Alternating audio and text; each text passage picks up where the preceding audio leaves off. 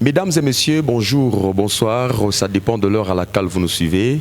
Allez, bienvenue dans votre émission Le Miel du Soir. Le Miel du Soir qui est une émission du ministère international Camp de Refuge Micre en sigle dirigé par l'homme de Dieu, le révérend pasteur Emmanuel Batombi avec moi sur ce plateau afin de parler sous un autre thème qui va vraiment édifier le corps de Christ. Alors de partout vous nous suivez, que la paix de l'Éternel soit votre partage. N'oubliez pas de vous abonner sur notre page YouTube, tapez ministère international Camp de Refuge Micre et là télécharger le prédication, liker, pourquoi pas partager toutes ces prédications qui est en train vraiment de nous apporter la connaissance, car il est écrit mon peuple est détruit faute de connaissance.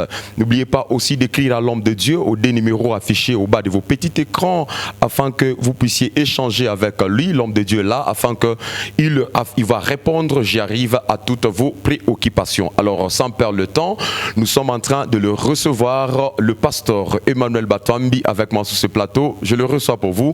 Shalom, révérend et bienvenue. Shalom, prophète. Merci beaucoup.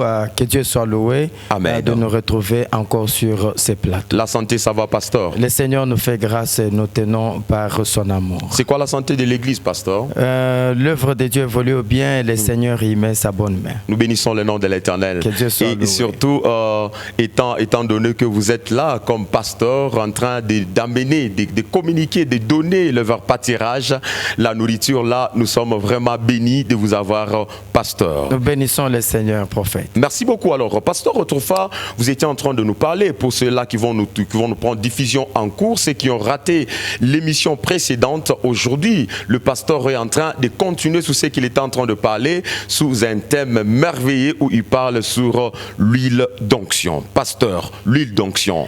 Merci beaucoup, prophète. Nous sommes en train de parler sur l'huile d'onction. Okay. L'huile d'onction, au fait, nous développons la différence entre l'huile d'onction ainsi que l'huile d'olive. Okay. Parce qu'il y a la différence entre l'huile d'onction ainsi que l'huile d'olive. Je crois, prophète, nous avons lu la fois passée et nous avons, au début de cette émission, en parlant plutôt à l'introduction de ce thème, nous avons compris qu'il y a beaucoup d'erreurs, prophètes, que nous devons corriger.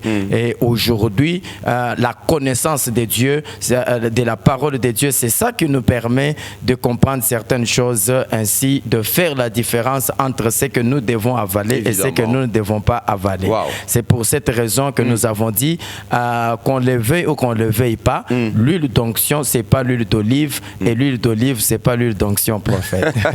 Nous étions dans les livres, je crois, prophète, les livres de Exode chapitre 30. Exode chapitre 30. Oui, prophète. Le verset 22. Le verset 22, c'est par là que nous pouvons commencer. D'accord. Exode 30, le verset 22, nous lisons au nom de Jésus. Oui. La Bible dit, l'Éternel parla à Moïse et dit, prends de meilleurs aromates, 500 cycles de myrrhe, celle qui coule d'elle-même, la moitié, soit 200 cycles de cinnamome, des cinnamome aromatiques, 200 cycles de roseau aromatique, 500 cycles de casse, selon le cycle du sanctuaire, et un d'huile d'olive.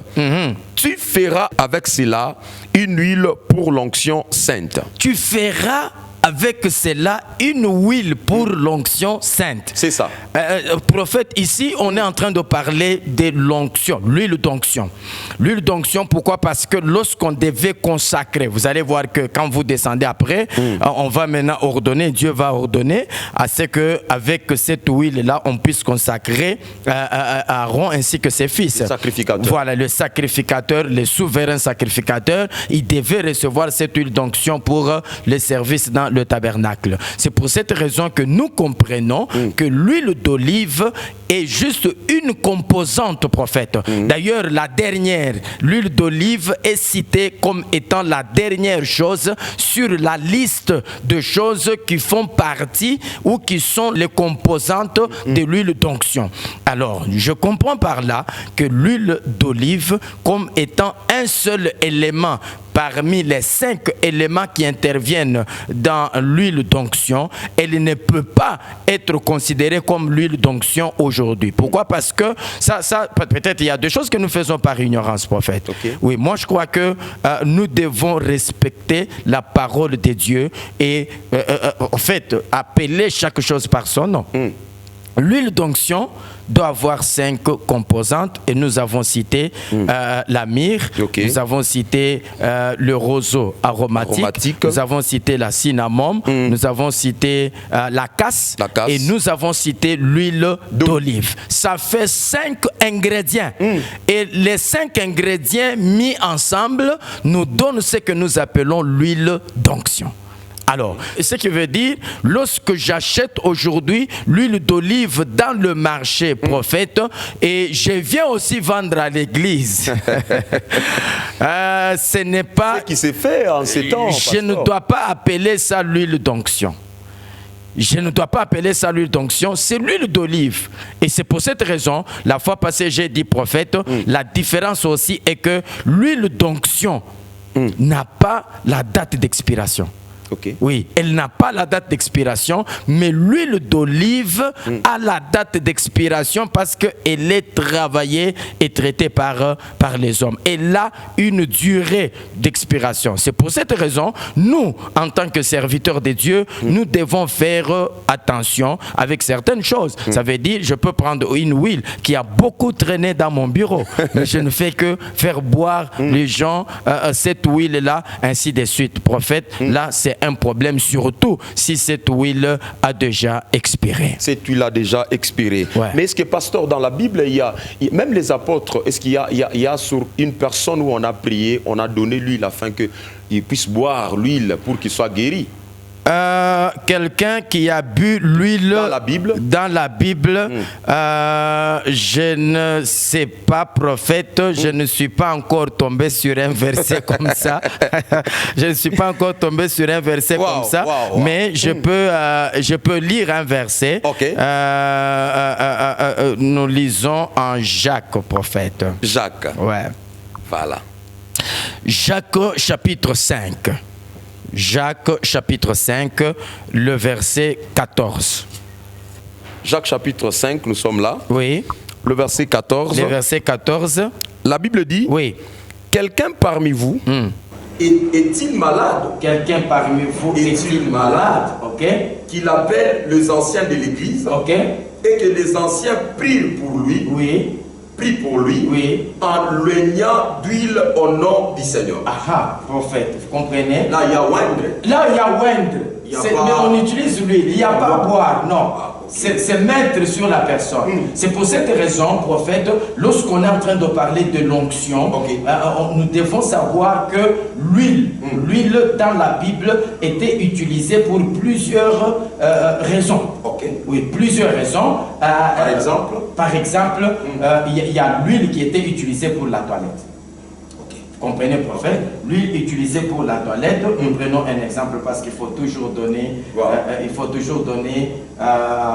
comment dire, des témoins.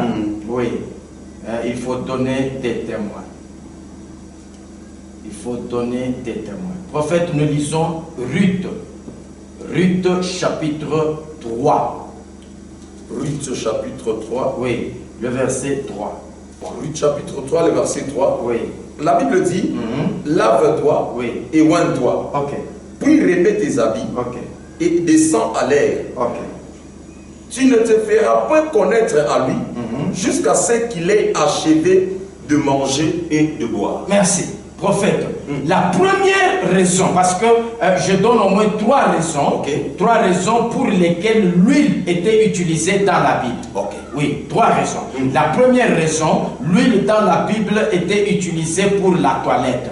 C'est dans le cas de Ruth, chapitre 3, le verset 3. La Bible dit, ici c'est Naomi qui parle à Ruth, quand elle est en train de l'envoyer vers Boaz. Elle lui dit, lave-toi et oigne-toi. Non, ça ici, il ne s'agit pas de l'onction, je ne sais pas moi, l'huile d'onction, ou comme étant le Saint-Esprit. Non, ici c'est l'huile comme étant l'huile de toilette, prophète. Ok. Oui, donc appliquer comme on applique la lotion. La lotion, voilà. Très bien, Voilà. comme on applique la lotion. Ok. Alors l'huile était aussi utilisée pour la toilette. C'est la raison pour laquelle on demande à Ruth d'utiliser l'huile après sa toilette. Très bien. La deuxième raison, prophète, pour laquelle l'huile était utilisée dans la Bible, c'était pour la raison médicale. Ok. Une raison médicale, prophète. Vous m'avez posé une question surprenante, mais nous répondons. Ok, c'est ça. Vous voyez, prophète. Wow. Donc, la deuxième raison, l'huile était utilisée dans la Bible pour raison médicale. Ça veut dire pour soigner les blessures. Les blessures. Oui. Ok. Nous pouvons prendre un verset. Wow. Vous allez vous rendre compte que cet homme qui était frappé par les brigands, ok. vous voyez, prophète, lorsque les Samaritains s'est arrêtés, Wow. les Samaritains, comme il avait des plaies, les Samaritains a sorti l'huile. Un prophète. Pasteur. Oui, prophète. Les Samaritains a sorti l'huile Ok. et il l'a appliqué sur ses plaies. Ok. Oui, parce que l'huile était utilisée pour adoucir les plaies. Ok. Ésaïe chapitre 1er. Isaïe. Chapitre 1er, le verset 6. Isaïe chapitre 1er. Oui. Nous sommes là. Les versets 6. Oui. La Bible dit, Oui. de la plante du pied jusqu'à la tête, Oui. rien n'est en bon état. Ok. Ce ne sont que blessures, confusion Oui. et pleurs vives Oui. qui n'ont été ni pensées, Ni pensé, ni bandées, ni bandé, ni adoucies ni adouci par l'huile. Deuxième raison. Deuxième raison, Deuxième très bien. raison. Ok. Deuxième raison, ici il y a les plaies qui devaient recevoir l'huile pour être adoucies. Ok. Prophète, vous comprenez? Donc ici, donc, la première raison, c'est que l'huile était utilisée pour la toilette. La toilette. Et la deuxième raison, l'huile était utilisée aussi pour la raison médicale, Ok. pour Adoucir. soigner, adoucir les blessures. Ok. Mais maintenant, la troisième raison, c'est pour oindre le roi, les prophètes ou bien les sacrificateurs. Waouh. Waouh. Ça j'aime. Merci, prophète. Donc, la troisième raison, Ok. l'huile était utilisée maintenant pour oindre le roi, les prophètes ou bien les sacrificateurs. Seulement. Oui, dans l'ancienne alliance. Ok. Parce que dans l'ancienne alliance, l'onction n'était pas sur tout le monde. Ok. Tout le monde n'avait pas le droit de recevoir l'onction, comme le Saint-Esprit n'était pas sur tout le monde. C'est pourquoi il y avait trois types d'onction. Et dans les trois types d'onction, nous avons ce qu'on appelle l'onction sacerdotale, Ok. l'onction royale et l'onction prophétique. Ok. Ça fait trois sortes d'onction prophète. Ok. Voilà, c'est ça. Donc l'onction qui était sur le roi, l'onction qui était sur les sacrificateurs Le prophète. et l'onction qui était sur les prophètes. Vous voyez, prophète. Alors, nous prenons aussi un exemple parce que on doit toujours donner... Merci. 1 Samuel chapitre 10. 1 Samuel. Chapitre 10, le verset 1er. 1 Samuel chapitre 10, Le verset premier. Oui. Je suis là, la Bible dit, Samuel prit Samuel prit une fiole d'huile une fiole d'huile. qu'il répandit sous la tête de Saül Ok. et les baisa Ok. et dit, l'Éternel ne t'a-t-il pas oint pour que tu sois le chef de son héritage? Ah, prophète, vous comprenez. L'Éternel ne t'a-t-il pas oint? Ok. Vous comprenez? Wow. Qui oint, prophète? Ici, c'est l'Éternel. C'est l'Éternel. C'est Et là, l'Éternel. je me rappelle, pasteur, de l'exemple que vous avez donné. Oui. Dans l'émission précédente, vous avez dit non, un pasteur avec un ancien. Voilà qui Non. dit que non, tu oublies que c'est moi C'est qui moi t'ai oint ancien. Non, ce n'est pas l'homme qui oint, c'est Wow. Dieu qui oint. Waouh. C'est Dieu qui oint Très important. prophète. Oui, ça c'est très important. C'est pour cette raison que j'ai dit, nous devons comprendre que l'onction ne vient pas des hommes, l'onction vient de Dieu. Amen. Oui, l'onction vient de Dieu. Pourquoi? Parce que, regardez l'exemple que nous avons pris la fois passée. Nous étions en train de parler de Jérémie chapitre 1er, le verset 5e. La Bible dit, avant que tu ne sois formé dans le ventre de ta mère, je te connaissais, je t'avais choisi, je t'avais établi prophète des nations. Mais avant qu'il naisse, il est déjà oint. Ok. il est déjà un prophète. Là, c'est l'onction. Là, c'est l'onction qui vient de Dieu. Parce que la vraie onction vient de Dieu. Vient de Dieu. Très important. La vraie onction vient de Dieu, prophète. Vous savez pourquoi? Parce que la Bible nous parle de plusieurs types d'eunuques. La Bible nous dit qu'il y a 3 sortes d'eunuques. Et celui qui parle de l'eunuque, il parle du serviteur. Voilà, la Bible dit ceci. Il y a des eunuques qui se sont faits eux-mêmes eunuques. Wow. La deuxième sorte, ce sont des eunuques que les gens ont fait eunuques. Et la troisième sorte, ce sont les gens, en fait, les eunuques que Dieu lui-même a établis eunuques, prophètes. Alors, moi, je ne veux pas, et ce n'est pas une bonne chose, d'être un eunuque qui s'est autoproclamé eunuque. Bon matin, il se réveille, il se dit, voilà, je suis apôtre John. Apôtre John. Vous voyez, prophète. Wow. Voilà, non, voilà, je suis prophète majeur Abdoulaye. Du temps de la fin. Du temps de la fin. Wow. Donc, ça, c'est lui-même. C'est lui-même. Et il y a des gens qui ont réussi à faire des choses comme ça. Il s'est collé un titre, prophète, entre parenthèses, prophète. Même dans le ministère, ces histoires de titres, ça ne fait rien, ça ne signifie rien. Pourquoi? Parce que les titres ne font pas le ministère, mais le ministère peut faire les titres. Répétez, pasteur, ça, c'est très important. Merci, prophète. Très important. Ce n'est pas les titres qui font le travail, mais c'est le travail que tu fais qui peut faire le titre. Ça veut dire, même si tu es appelé frère, mais si tu travailles comme un apôtre, ceux-là qui t'appellent frère changeront la manière de t'appeler, ils t'appelleront apôtre parce que ton travail parlera et dira aux gens que ça, ce n'est pas un frère, c'est un apôtre. C'est ton travail qui parlera, prophète. Wow, très important. C'est ton travail qui parlera. C'est pour cette raison nous devons comprendre. Vous savez, prophète, il y a une pensée qui traverse mon esprit. Rendez-vous. Communiquez-nous cette pensée, pasteur. Merci, prophète. Parce que le ministère, c'est toute une tunique. Une tunique? Oui. Vous voulez dire quoi? je veux Parce que ces téléspectateurs vraiment étaient épatés de ce que vous êtes en train de dire. Le ministère, c'est une tunique. Une tunique? Oui, c'est une tunique. Pourquoi? Parce que, regardez, prophète, c'est lorsque Élie est monté et qu'il a laissé les manteaux à Élisée. Que Élisée a commencé aussi à prophétiser et qu'il a commencé aussi à faire des miracles. Son ministère a commencé. Pourquoi? Parce qu'il a reçu les manteaux. Donc les manteaux, c'est le ministère. C'est pour cette raison, prophète, la pensée qui est en train de traverser mes pensées, c'est que je vois Moïse, Moïse qui quitte l'Égypte, mais qui arrive à Madian. Et quand il arrive à Madian, prophète, il a un vêtement. C'est le vêtement des Égyptiens. Et quand on le regarde, on l'appelle égyptien. On l'appelle égyptien à cause de son accoutrement. À cause de son accoutrement. Prophète, vous voyez, on l'appelle égyptien.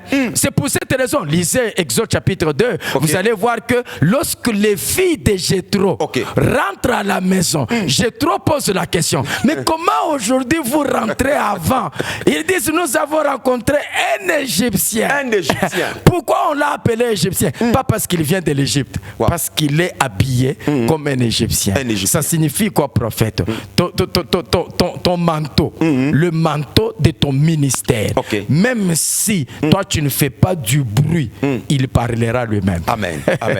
Il parlera lui-même. Tu peux ne pas te donner un titre quelconque, mais le manteau, la manière de travailler, de servir, c'est cela qui poussera le gens.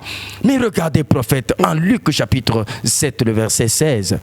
Lorsque, lisez-moi ce verset, Luc chapitre 7, le verset 16. Luc chapitre 7, le verset 16. Le verset 16. Oui. La Bible dit, tous firent saisis de crainte. On peut prendre 15? 15. Oui. Et les morts s'assit. Et s'est mis à parler. On peut alors 14. 14. Oui. Il s'approcha et toucha les cercueils. Ça, c'est Jésus. Et je crois, prophète, que c'était la résurrection du fils de la femme de Naïn. Voilà, le fils de la femme de Naïn. C'est cette femme-là qui n'avait qu'un fils unique. Le fils unique mort, ressuscité par le fils unique vivant. Wow. Prophète, le fils unique vivant vient ressusciter le fils unique mort. Maintenant, quand il s'approche du cercueil, il ressuscite l'enfant. L'enfant, en fait, il s'est levé et puis il s'est assis. Maintenant, le verset 16, qu'est-ce que la Bible dit? Le verset 16, oui. Tous firent césure de crainte. Oui. Et il glorifiait Dieu. Oui. Disant quoi? Un grand prophète apparut parmi nous. Est-ce que Jésus s'était appelé prophète? Non. Mais pendant ce temps ici, en fait, ils ont vu ce qui s'est passé. Jésus n'a pas dit, voilà, appelez-moi prophète, appelez-moi c'est. Non, Jésus a gardé silence, mais ce que lui, les œuvres parlaient. Amen.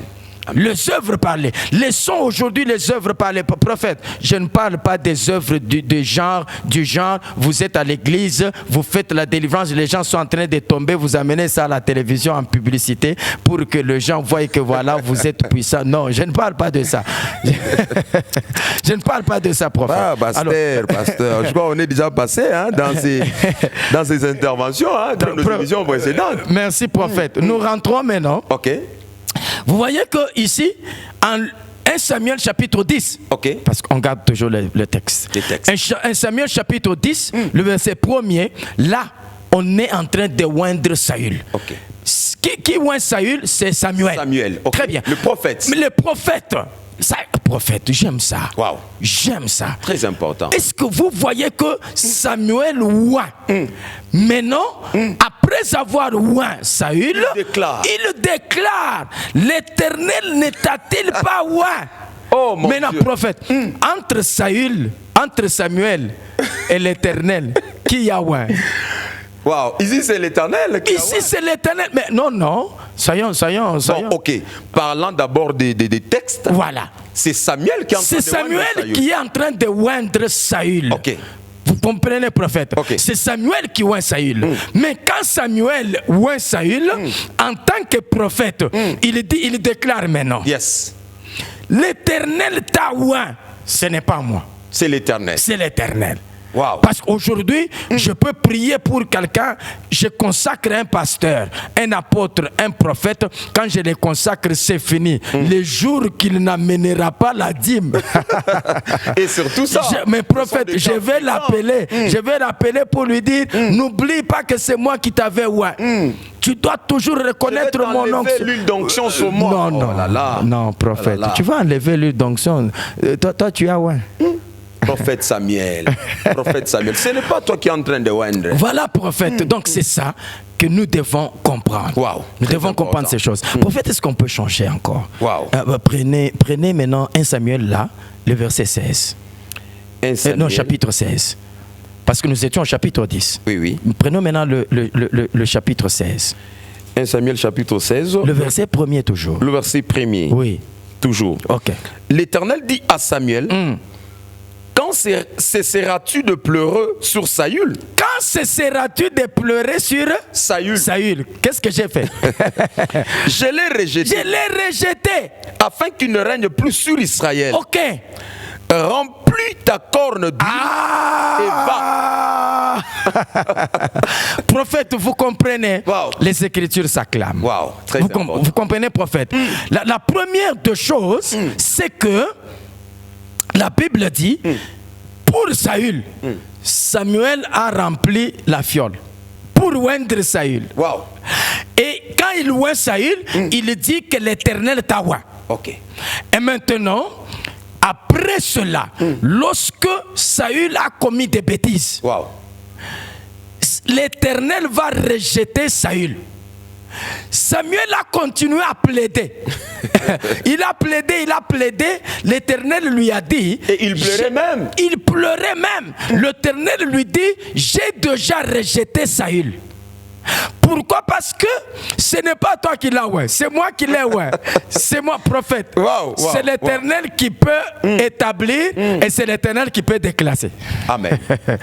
Voilà, c'est l'Éternel qui peut établir et c'est l'Éternel qui peut déclasser. Mais regardez, prophète, il y a la différence maintenant entre l'onction que Saül reçoit et l'onction que David reçoit. C'est quoi la différence? La différence, c'est que Saül reçoit l'onction qui était dans la fiole. Ok. Mais maintenant, David reçoit l'onction qui était dans la corne. Dans la corne. La fiole est artificielle. Wow. La corne est naturelle, prophète. Très important. Oui, très important. Mais pasteur, aujourd'hui nous sommes en train de voir dans des églises... Je vois déjà la question, prophète. Je comprends la question. Est-ce que celui qui est consacré dans une corne, ou l'huile qui vient d'une corne, il est plus efficace que celui qui est consacré d'une huile qui vient dans une fiole, pasteur? C'est quoi votre réaction par rapport à ça? Merci beaucoup, prophète. C'est pour cette raison que nous parlons de l'huile d'onction. Pas de l'huile d'olive, hein? Nous parlons de l'huile d'onction, prophète. Wow. Parce que ce qu'on met dans la corne là aujourd'hui, ce n'est pas l'huile d'onction. Vous voyez, prophète? C'est l'huile d'olive. C'est l'huile d'olive qu'on met. C'est l'huile d'olive, ce n'est pas l'huile d'onction. C'est pour cette raison, prophète, nous sommes pas. Prenons une écriture. Comprenez que c'est une émission où nous tournons. Nous sommes en train d'explorer les pays du Canaan. Oui, prophète. Où nous comprenons vraiment les écritures. Prenons une écriture. Wow. Apocalypse, prophète. Apocalypse. Nous sommes là. Apocalypse chapitre 5. Apocalypse chapitre 5. Le verset. Nous cherchons ces... Apocalypse chapitre 5. Prophète, nous prenons le verset 9. Apocalypse chapitre 5, le verset 9, la Bible dit, et il chantait un cantique nouveau en disant, tu es digne de prendre le livre et d'en ouvrir le sceau, car tu as été immolé et tu as racheté pour Dieu par ton sang des hommes de toute tribu, de toute langue, de tout peuple et de toute nation. Et puis, le verset 10, tu as fait un royaume de sacrificateurs pour notre Dieu.